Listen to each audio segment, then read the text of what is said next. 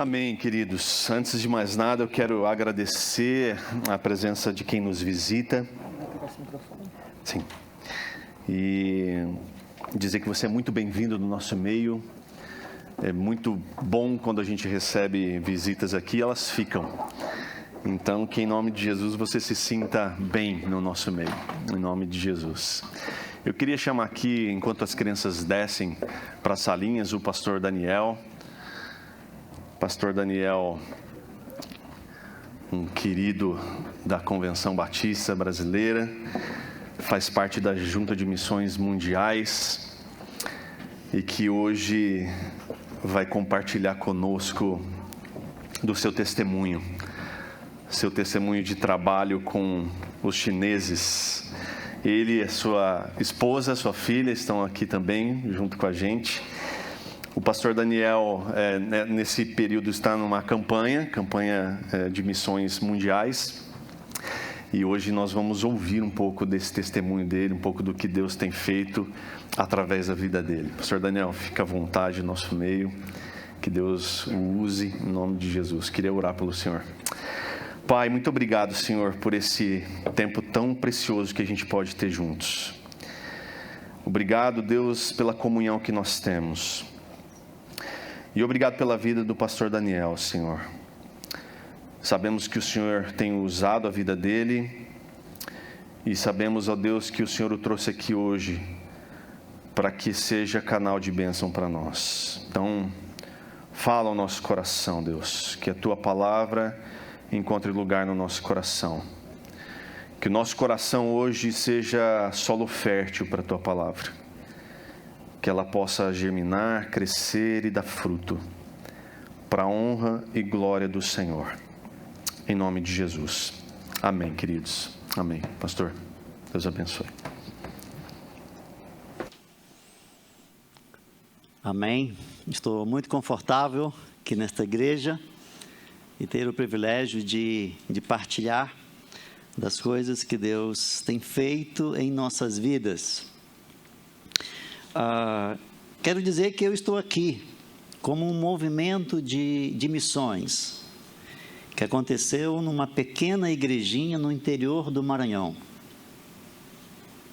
Década de 60, eu tinha mais ou menos 5 anos de idade, entre 5 e 7 anos. Os meus pais foram para a Igreja Batista, e missionários americanos estavam visitando aquela igreja. Mas eu era um menino, eu não podia entender muitas coisas, e eu dormia nos bancos da igreja.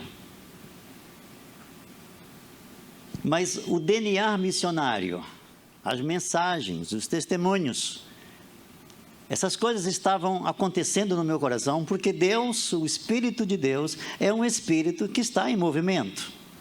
Nós estamos aqui por causa do movimento do Espírito. É o Espírito que move nossas vidas. Foi o Espírito que moveu a vida daqueles homens. Que deixaram o seu país, deixaram sua cidade, deixaram os seus valores, deixaram tantas coisas para entrar numa igrejinha no sertão do Maranhão.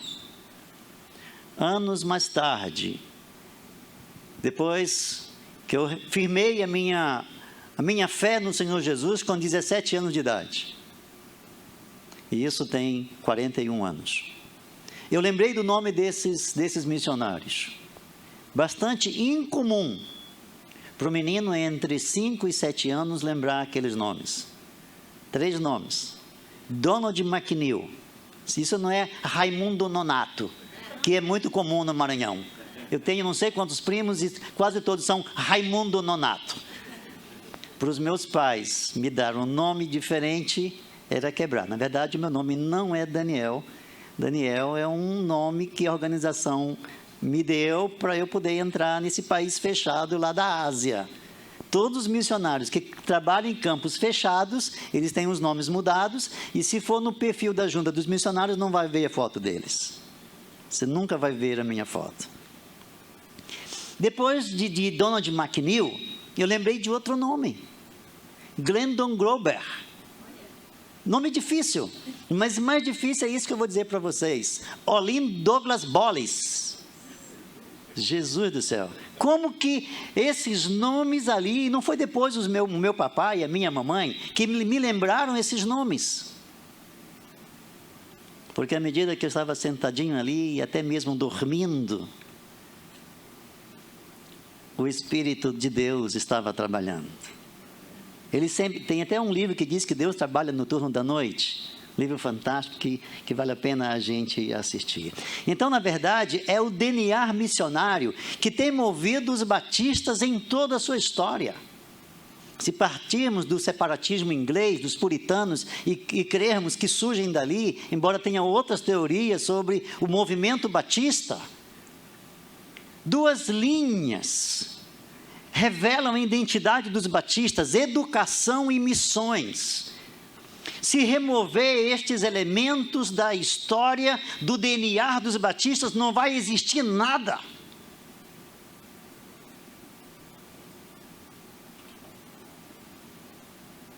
Os batistas têm sido missiólogos e estudiosos e enviadores de missionários em toda a sua história.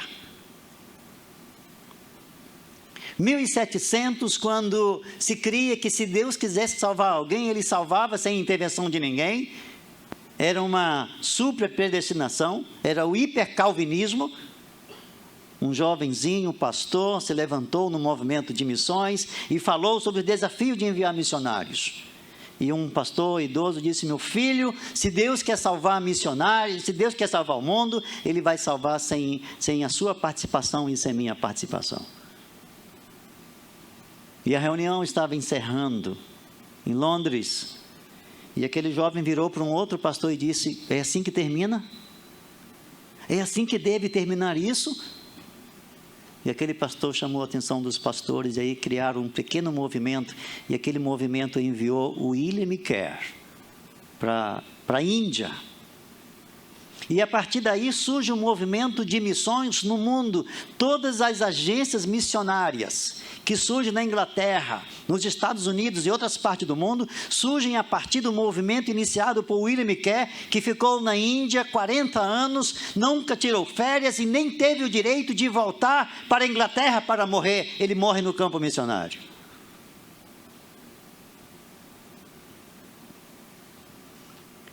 E o que dizer da Igreja Batista Morumbi, do pastor Ari Veloso? E o que dizer dessa igreja fruto de DNA missionário? As músicas cantadas na Igreja Batista Morumbi que influenciaram gerações e gerações. Lá no meu seminário, cantávamos essas músicas. DNA missionário puro, adoração e missões. O movimento não morre, porque o movimento é de Deus. E não está cerceado por barreiras. Eu não gosto muito de prólogos, tive que fazer isso para contextualizar. Sou pastor batista há 41 anos, casado com aquela menina ali, aquela moça ali. Querida, fica em pé para esse povo ver você. Quanto você é linda e o quanto eu amo você. Obrigado. E a minha filha Sara Mayumi. Deus abençoe. E como igreja de Deus, precisamos não somente entender, mas acompanhar o movimento desse Espírito, para não nos perdermos em abstrações e em atividades vazias. Ou seja, atividades que parece que estamos realizando algo, mas na verdade o que fazemos não possui nenhum peso, nenhum impacto, nenhuma influência no mundo.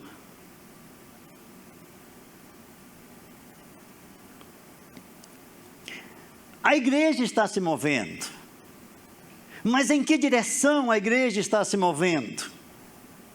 Esse mover que move a igreja é provocado pelo Espírito de Deus? Se sim, amém. Devemos continuar. Devemos continuar.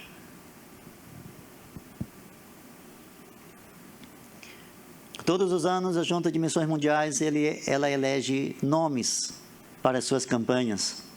E a campanha desse ano é Viva a Compaixão. Sugestivo, muito sugestivo esse nome. Para nossa reflexão, gostaria que nós voltássemos para o Velho Testamento, para a vida de Neemias, para a gente ler essa passagem. E a partir daqui, vamos fazer algumas aferições, algumas observações sobre esse texto de Neemias.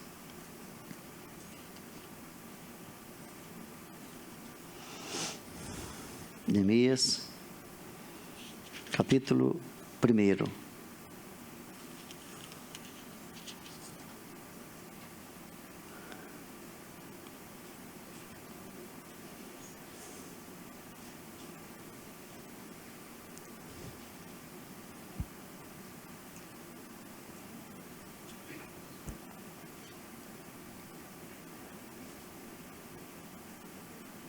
Diz assim a palavra de Deus.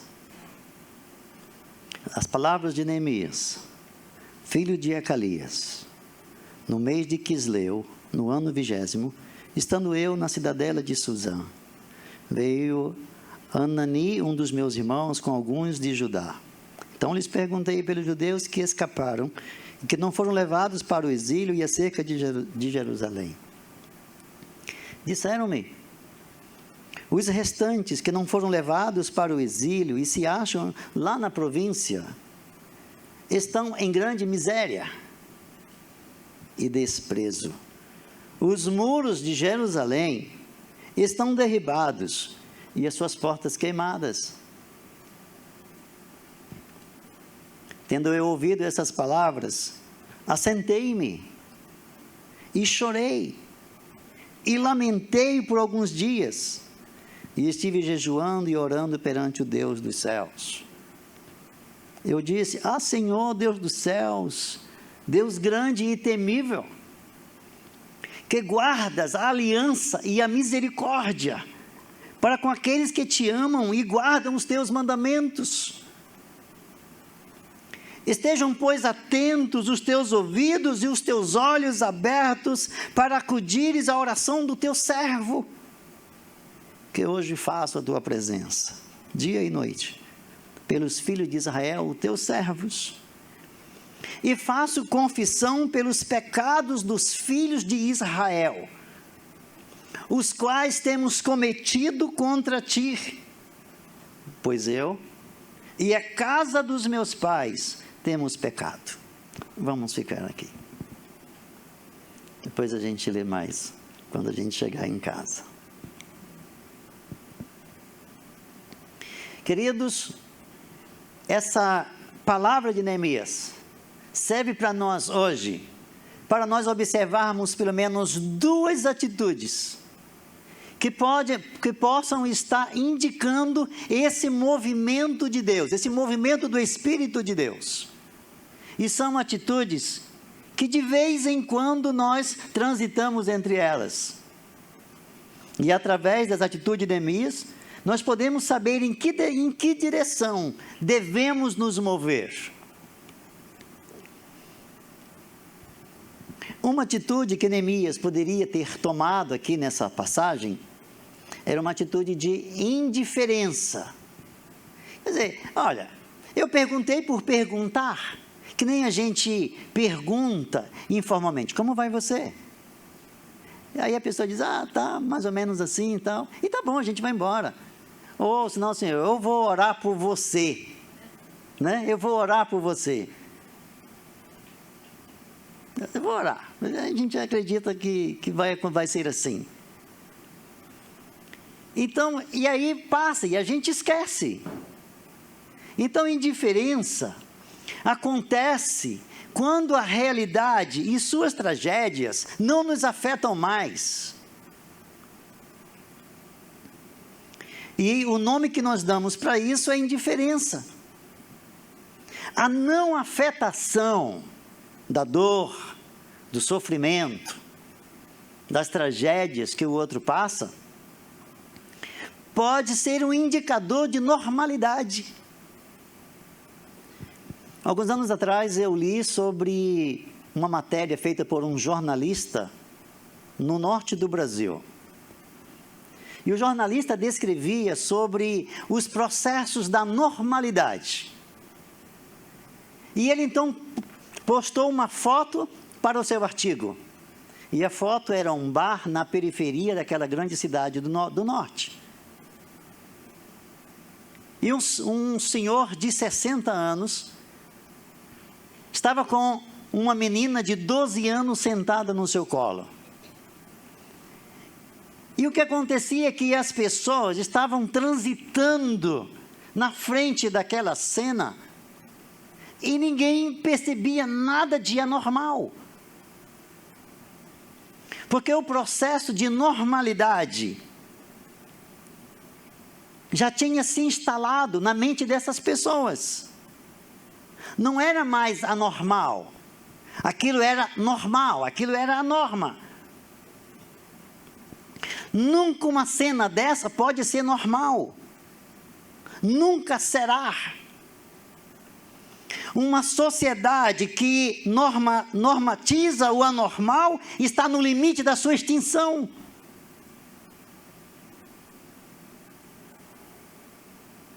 A normalidade é a atitude mais perigosa da Terra. Quando dizemos que o anormal se torna normal. Tenho medo do normal. E esse normal aqui no meu papel está com letras graúdas. Tenho medo do normal. E começo a me preocupar algumas vezes com esse estado. Quando a normalidade se instala, segue-se a indiferença. O que é indiferença? É a atitude de quem finge que não vê o problema, embora ele exista.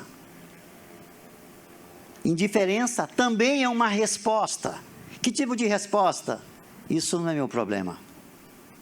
Não tenho nada a ver com isso. Não provoquei isso. E a vida segue. Não é minha responsabilidade. E a vida vai embora. E a blindagem acontece naturalmente. Vou me blindando, vou me fechando. E aí só tem valor o meu mundo. E as coisas que diz respeito ao meu mundo. Lá fora, não tenho nada a ver com isso. O resultado da normalidade, o resultado da indiferença, o resultado dessa blindagem se chama institucionalização do pecado. Quando o pecado começa a afetar o coração, a vida, o coração e a mente, e aí não tem mais respostas. Quando ele se instala, e tudo se torna norma para as escolhas e atitudes. A indiferença poderia ter sido a resposta de Neemias. Ele não nasceu em Jerusalém. Talvez não tivesse sido afetado pelas crises e pela tragédia de Jerusalém. Mas quando chegou pessoas de lá, que ele ouviu, aquilo teve um impacto muito grande na vida dele. E ele diz, como foi que ele reagiu diante daquilo? Tendo ouvido estas palavras, assentei-me. Aquilo foi peso. Sabe quando aquilo chega, aquele nocaute, aquele peso de uma informação que parece que a única atitude é sentar. Não dava para administrar isso em pé. Cambaleia, sabe? Mexe. Quando todas as estruturas físicas, psíquicas, emocionais, de toda dimensão, afetam profundamente. E você cambaleia. E aí se senta.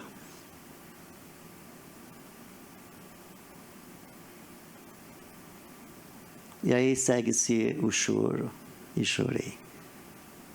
Sabe quando chora? É porque aquilo está sendo movido de dentro.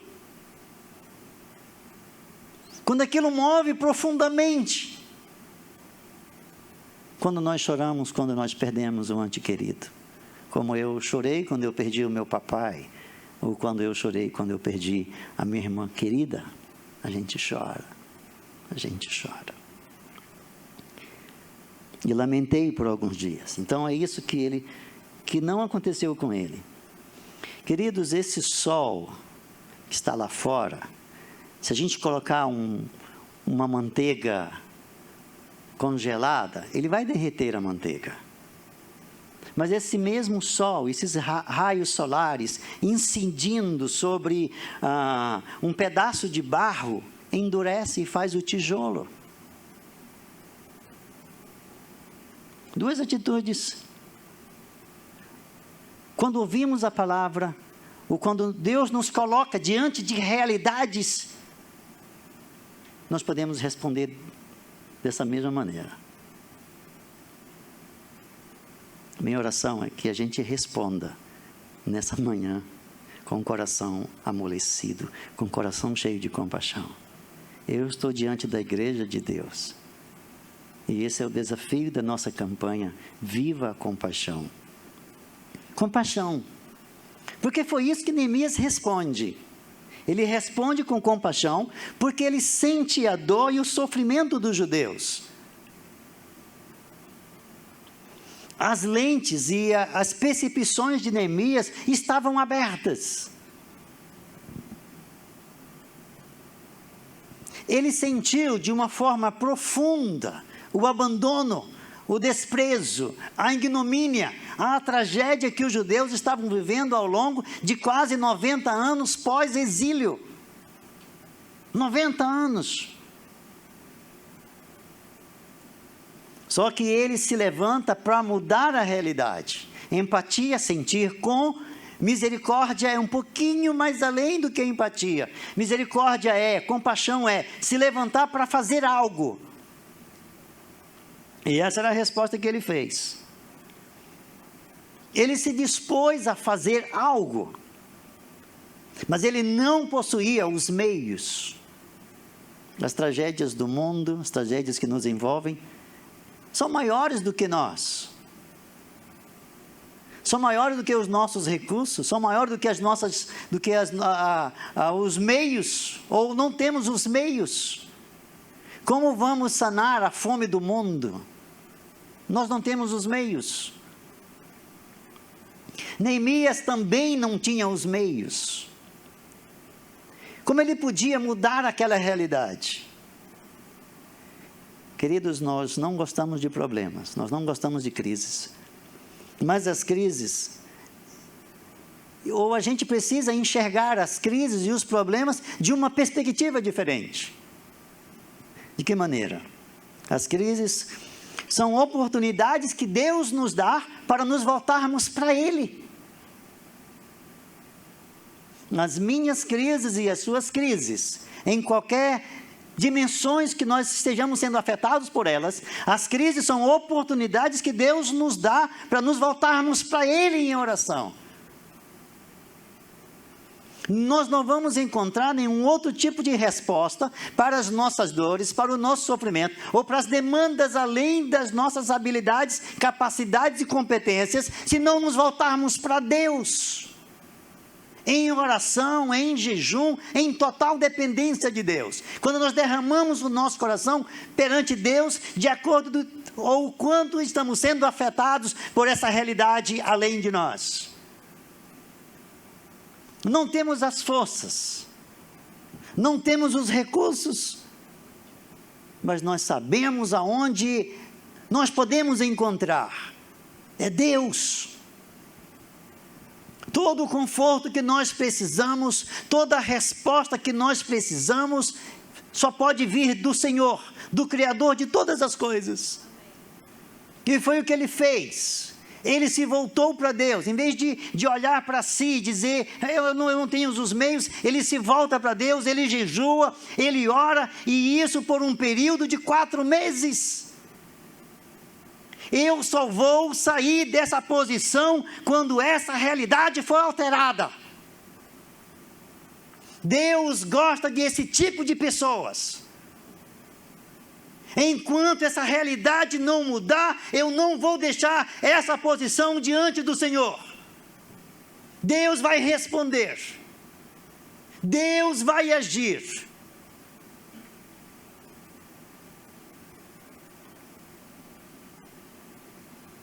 Porque os nossos problemas são oportunidades para nos voltarmos para Deus, para chorarmos, para derramarmos o coração. Não estou dizendo que não precisamos dos profissionais da saúde, nós precisamos desses profissionais, mas nós precisamos provavelmente mais de Deus, mais do Senhor.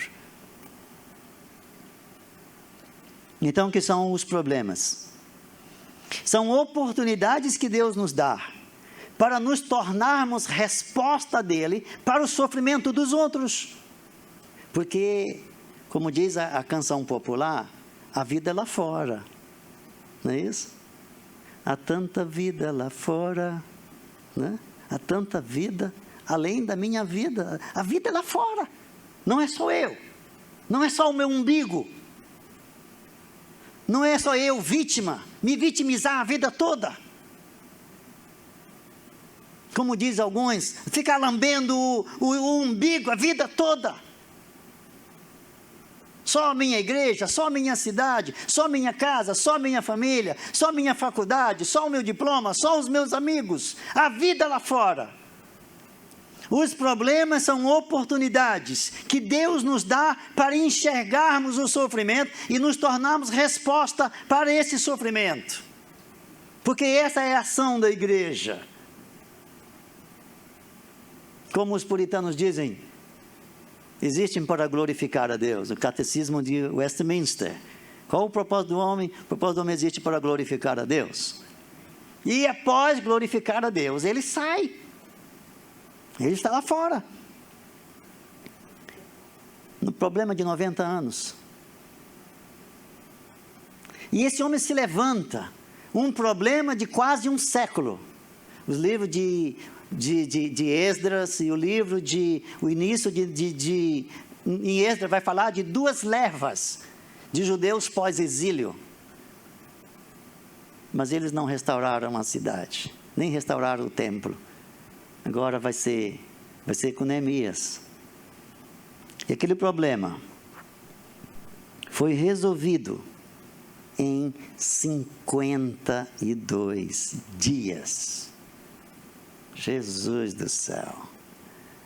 Se tem um livro da Bíblia que eu amo, que eu leio, que me instiga, que me provoca nesses 41 anos, é o livro de Neemias. Resposta para a dor e para o sofrimento dos judeus. Em 52 dias, os muros da cidade foram levantados. Talvez as respostas para os nossos problemas estejam em menos tempo do que a gente imagina. Talvez essa ação de Deus na sua vida, que você diz assim, isso é muito difícil, talvez está mais perto do que você imagina. A resposta de Deus está vindo. Eu gosto do profeta Elias, porque quando ele diz que não vai chover, e depois quando ele diz que vai chover, ele disse para Acabe, antes de chover, ele disse para Acabe, ouço o ruído de abundante chuva, mas não tinha chuva nenhuma, o céu estava fechado, mas ele diz, eu ouço ruído de chuva. Talvez a chuva está chegando na sua vida, em nome de Jesus. Isso é maravilhoso, isso é maravilhoso. Queridos, quando oramos, nós nos unimos ao movimento do Espírito de Deus, que conduz a igreja, que me conduz, que conduz você, ao que Ele está fazendo no mundo. Nós oramos. Quem provoca essa visão da realidade de Jerusalém, nesse processo de oração, é o Espírito de Deus. Quem dá os recursos é o Espírito de Deus. Somente Deus, somente o seu Espírito pode mover as nossas vidas para o mover que Ele está fazendo. Agora me diz uma coisa, você quer ficar fora disso?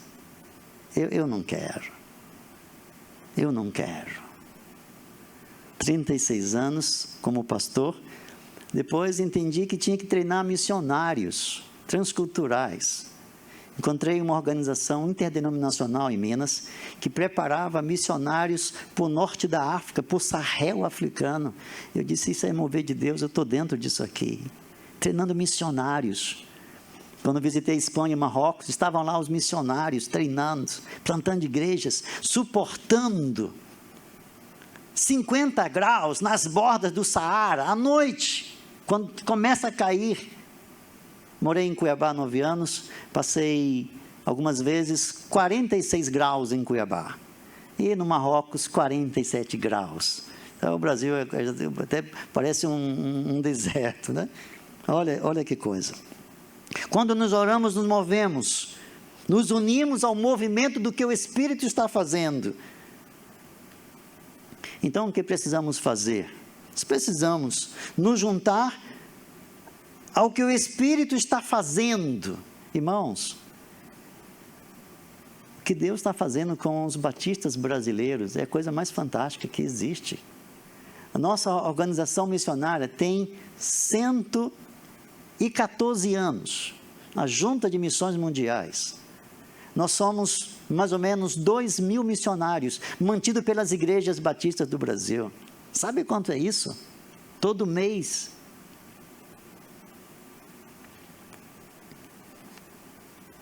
Trabalhamos com os refugiados no mundo, no leste da Ásia, na Síria. Nós temos voluntários e missionários da organização lá, trabalhando. Temos o projeto Fome na Terra, nosso projeto.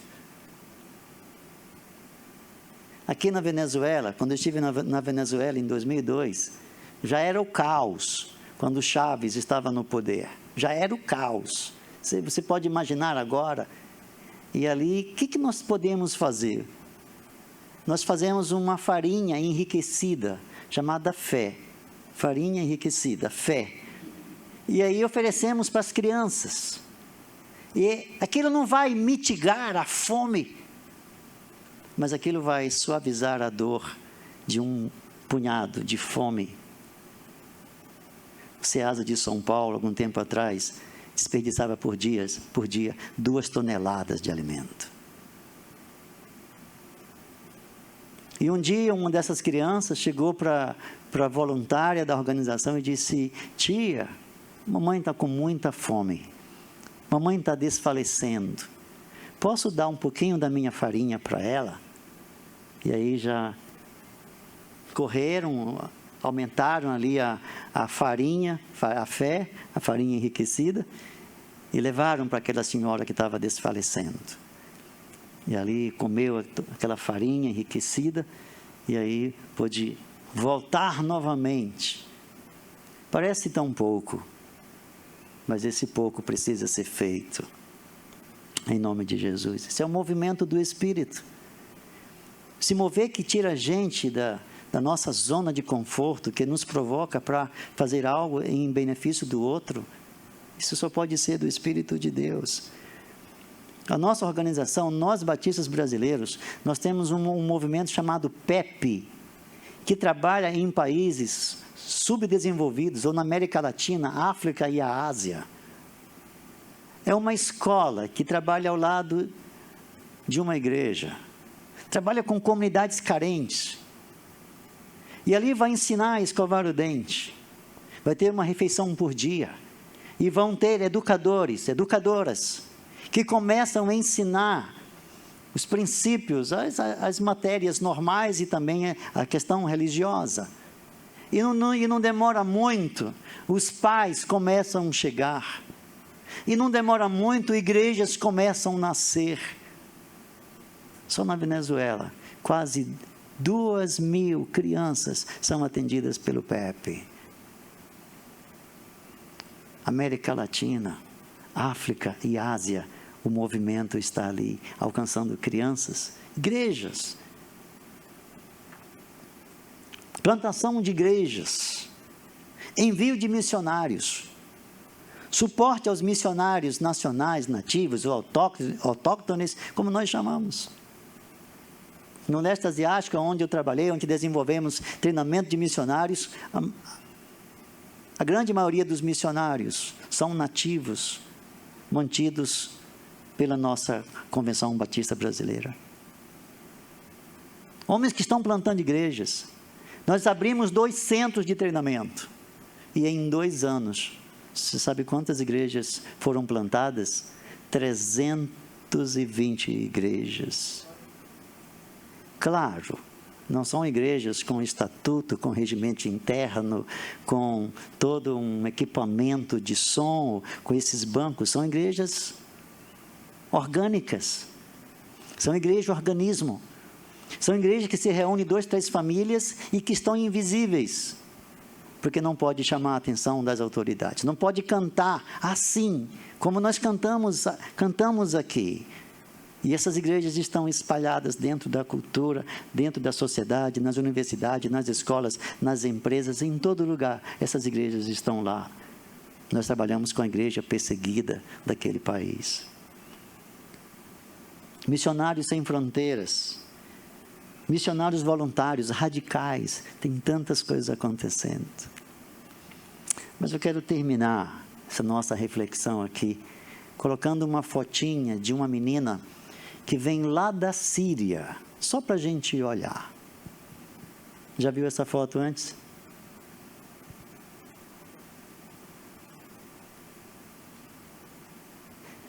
Eu não posso olhar essa foto.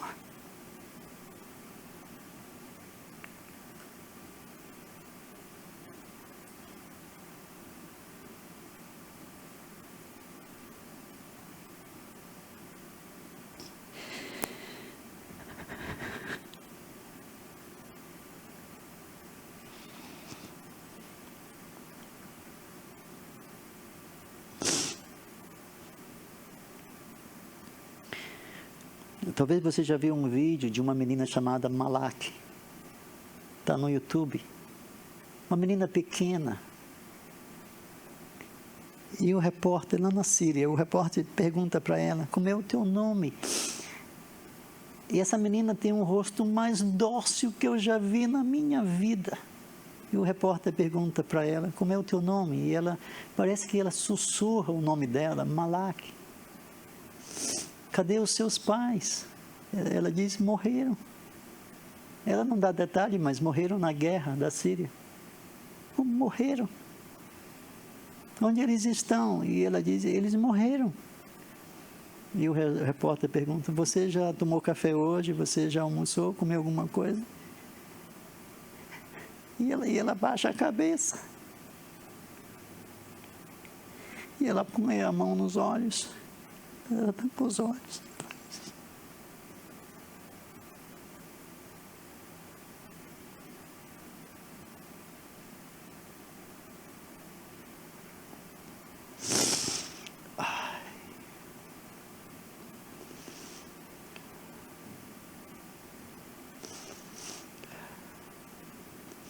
Igreja de Jesus, nós precisamos nos unir ao movimento que Deus está fazendo, que o Espírito de Deus está fazendo.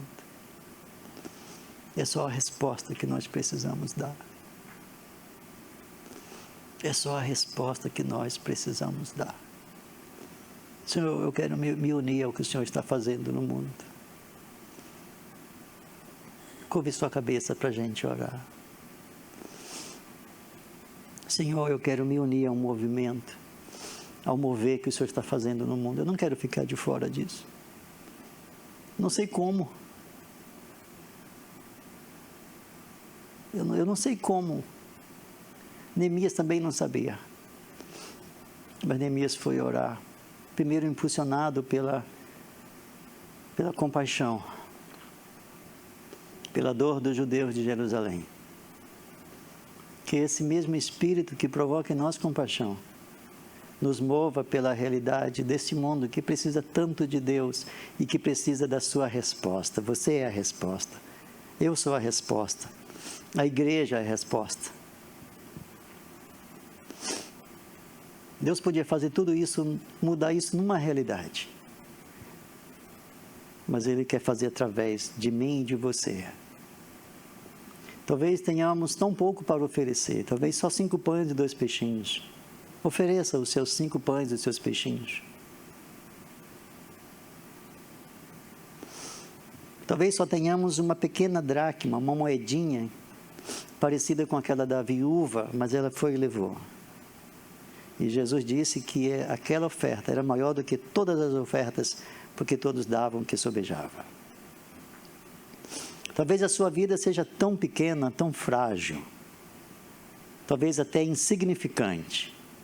A minha vida é insignificante para o mundo, mas eu doei a minha vida para Deus. A minha vida é do meu Senhor. O Senhor que morreu por mim na cruz do Calvário, e tudo que eu faço nem se compara com o que Ele fez por mim. Eu não tenho chamada para ser pastor, para ser missionário, para ser professor de missões, não tenho chamada para nada. A minha vida é uma resposta de gratidão ao que Jesus fez por mim. Só gratidão. Eu só tenho gratidão. E quando eu chegar diante do meu Senhor, eu vou me ajoelhar diante dos pés dele e eu vou dizer: obrigado, Senhor. Obrigado, Senhor. Mas enquanto estiver aqui na terra, que a minha vida e a sua vida sejam respostas para Deus. Se una. Se una ao que Deus está fazendo. Ao mover do Espírito, o Espírito está se movendo. E nós precisamos nos unir ao movimento do Espírito. Descubra como. Na sua cidade, seu estado, seu país. As guerras na África, na Ásia.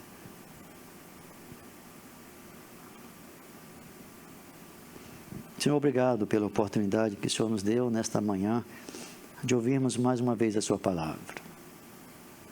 Senhor, que a sua palavra traga vida para a gente, traga avivamento para a gente, traga renovação na fé, provoque compromisso contigo e com a tua palavra, compromisso com a tua causa, com aquilo que diz respeito à tua causa, primeiro contigo, intimidade contigo, e depois compromisso com a tua causa.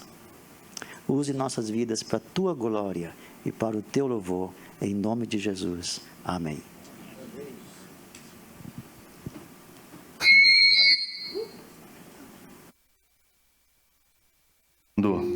Bem, Pastor Daniel, muito obrigado pela palavra que o senhor pôde compartilhar conosco. Ali enquanto o senhor falava e orava, eu fiquei imaginando se ao subir aqui, olhando para o rosto de vocês, eu veria, quem sabe, alguém que o senhor está agora trabalhando em seu coração para que cumpra o ID do Senhor. Às vezes eu fico pensando, será que Deus está nesse momento movendo o coração de alguém para missões? Será que o Senhor nesse momento está chamando alguém para que um dia essa igreja possa ser uma enviadora? Porque hoje nós nos envolvemos com missões, hoje nós, graças a Deus, podemos compartilhar um pouco. Hoje a gente pode ajudar duas famílias de missionários, mas será que essa igreja vai ser um dia enviadora? Olhando para os jovens aqui, será que o Senhor está movendo o coração de alguém para ir para missões? Nordeste brasileiro, Norte brasileiro, Centro-Oeste, além-mar, África, Ásia, Europa, por que não? Na Europa, há menos de 1% de cristãos, meus irmãos. Há um povo que sofre, há um povo que, nesse momento, está indo para o inferno. Porque não tem a oportunidade de ouvir do Evangelho a respeito da obra salvadora de Jesus Cristo. O que a gente fez aqui hoje? Cantamos ao Senhor, ceiamos. Há pessoas hoje, nesse momento, que não têm isso, que estão impossibilitadas disso. Então, que em nome de Jesus, fica a minha oração, aquilo que ouvimos hoje do pastor Daniel, que entre em nosso coração. E o desejo do meu coração é de que num futuro próximo a gente possa dizer: a Igreja Batista Catuaí está enviando um missionário. Esse é o desejo do meu coração. E eu espero que seja o desejo do coração dessa igreja. E que essa igreja ore por isso, para que Deus mobilize alguém no nosso meio para ir, para ser movido de compaixão, não se conformar de ter Jesus e alguém não ter. Amém, queridos? Que você possa ficar de pé. Depois você vai ter a oportunidade de falar com o pastor Daniel. Eu não te mostrei isso aqui. Ah, por favor. Queira contribuir. Por favor, por favor. Eu não tinha falado com o pastor, então não poderia fazer isso aqui. Mas nós temos uma ficha de adoção missionária e tem alguns projetos. Isso é para esses projetos. Fala comigo depois, como que você pode fazer? Talvez você tenha uma pequena quantia que você pode contribuir. Fala comigo. Quem sabe contribuir com a própria vida, né? Amém. Essa é a maior. Amém, amém. Em nome de Jesus. Meus irmãos, vamos orar. Queria que você fechasse teus olhos e de fato colocasse a sua vida agora diante do Senhor e perguntasse para Ele, mas pergunta com ousadia, porque talvez o Senhor responda. Pergunta com ousadia qual é o seu papel nisso, de que forma você pode contribuir com a missão dEle. Pai, muito obrigado, Senhor, pela Tua palavra encorajadora. Senhor, que em nome de Jesus, o Senhor continue nos mobilizando, Senhor, para atuar em missões, para que o Teu nome seja proclamado pelo mundo, para que pessoas possam Te conhecer e ter a vida transformada, para que meninas como essa que a gente viu aqui no telão possam ter a vida transformada. Ó Deus, em nome de Jesus, nós clamamos, Senhor, que não haja em nosso coração indiferença, para que o nosso coração não seja endurecido pela normalidade das coisas. Ó Pai, em nome de Jesus, que esse tal novo normal não seja um normal que nos endureça, nos esfrie espiritualmente, mas que seja um normal que nos leve às nações, que seja um normal, Senhor, que faça-nos amar ao Senhor mais do que tudo, que seja um normal que faça-nos, Deus, ter compaixão pelos outros que não Te conhecem ainda. Deus, em nome de Jesus, Pai, nós clamamos a Ti nessa manhã, que essa palavra, Deus, encontre algum coração aqui hoje, ou daqueles que nos assistem, disposto, Pai, a ir. Em nome de Jesus. Que o amor de Deus, nosso Pai, que esse amor nos constranja, Senhor.